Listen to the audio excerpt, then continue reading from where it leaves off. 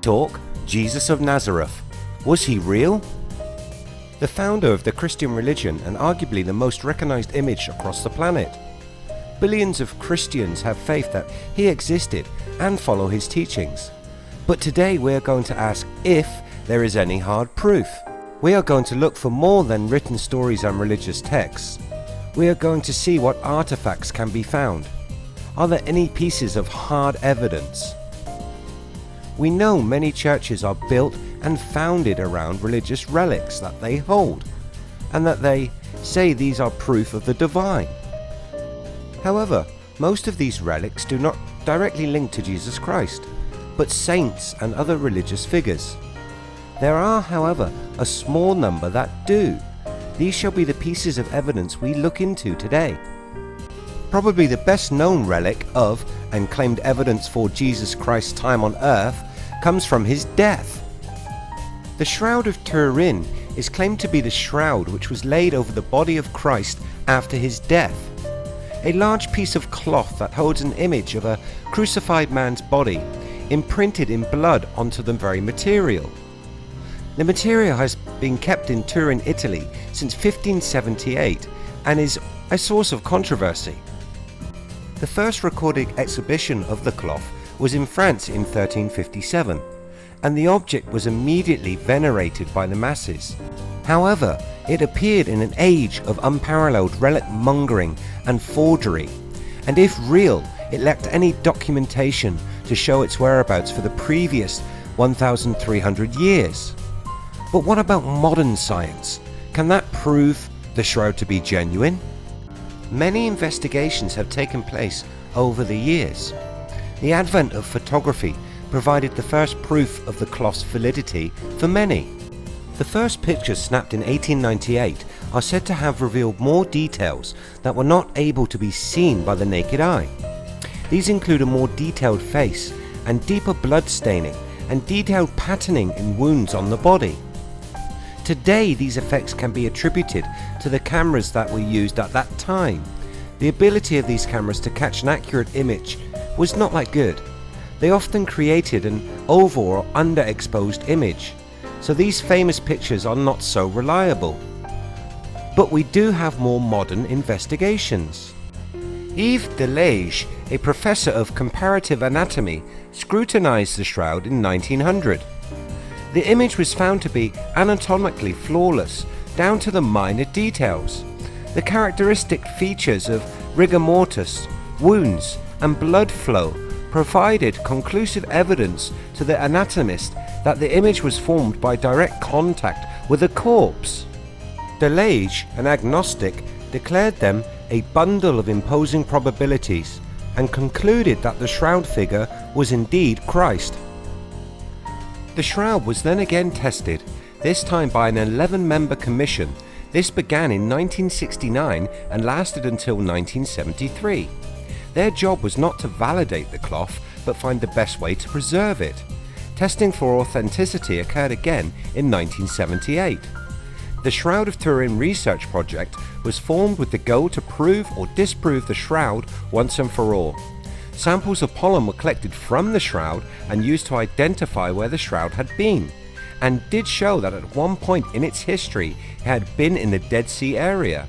However, the standard forensics tests used for hematic residues of blood yielded negative results. They also scanned the image with a microdensitometer to record lightness and variations in image intensity. They found a correlation with cloth to body distance. Assuming that the shroud was draped loosely over the corpse, they concluded that the image contained a three-dimensional set of information. These tests continued and the group concluded their research in 1981. The evidence they gathered pointed very strongly toward a natural though extremely unusual process, possibly aided by substance placed with the body and linen at the time of its contact. But was that the body of Jesus? That could not be answered. The next piece of evidence that is shown as proof by many are wood chips. These chips are said to be surviving pieces of the cross on which Jesus was crucified. These relics follow a similar line to the abundant number of nails that are also claimed to be from the crucifixion.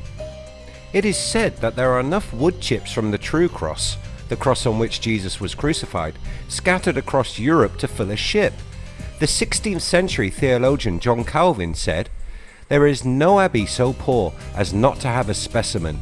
In some places there are large fragments, as the Holy Chapel in Paris, at Poitiers, and at Rome, where a good-sized crucifix is said to have been made of it."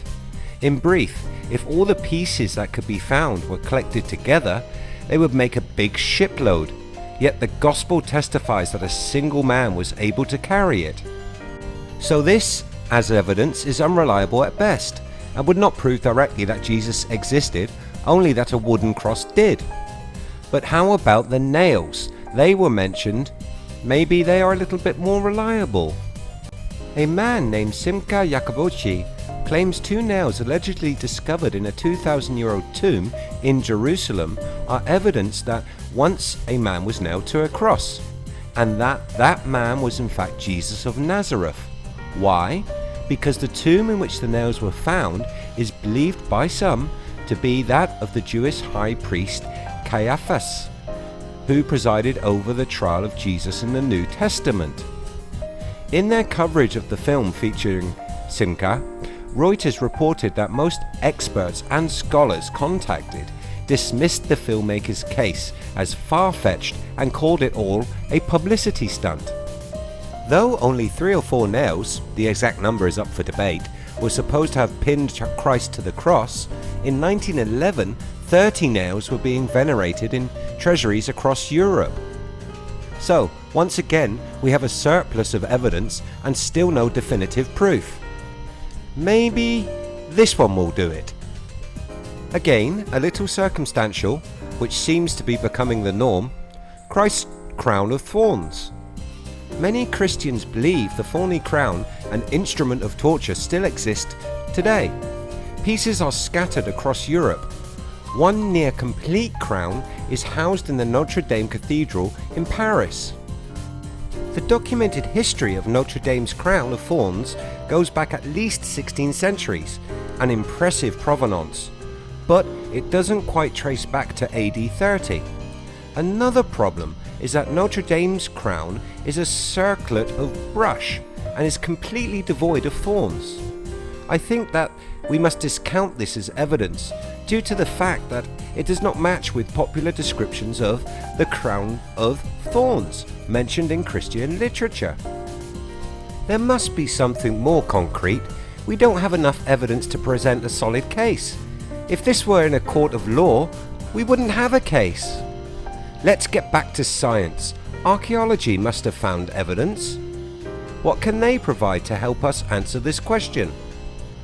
Archaeologists have discovered an ossuary.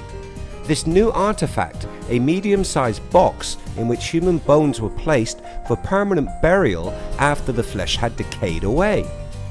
This, a practice that was employed for only a brief period of time from about BC 20 to AD 70. The box is made of a soft chalky limestone, common to that area. However, its contents have long since vanished. An inscription etched into the side reads, "James, son of Joseph, brother of Jesus," in Aramaic script of the time. Studies, including scrutiny under a scanning electron microscope, show the inscription is genuine.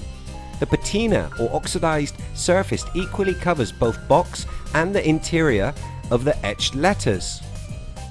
The recognized expert on such matters, Dr. André Lemaire, concluded, "I am pleased to report that in my judgment it is genuinely an ancient artifact and not a fake."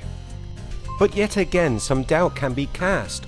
All 3 names used were common in that era, but seldom was the deceased brother's name mentioned unless that brother was noteworthy. To have all 3 listed in correct biblical relationship certainly supports the possibility of this being the ossuary of the biblical James. But again, no Jesus. Jesus Christ of Nazareth has left virtually no physical evidence behind. The few items associated with Jesus, such as the Holy Grail, and the cross of Christ have been variously collected, divided and forged. Their perceived spiritual value makes authentication of these items difficult. The Shroud of Turin remains an inexplicable image, and writings from the many historical figures are retellings of stories passed down through the ages. In summary, there is no hard evidence, and maybe to those that believe it is not needed. Following the teachings of a figure who may or may not have been real requires faith. Faith is something you have or you do not have. It's a personal choice that should be respected. The validity of the existence of the religious figurehead is not important as long as those that follow the teachings respect others and do not try to force their faith upon people who have different beliefs. Who knows, maybe in the future an artifact may be found. Until that time, believers and non-believers should understand each other. All religions have artifacts that deem proof of their deity and validate their religion. A little respect towards those beliefs may make the world a better place. I hope you enjoyed this week's video.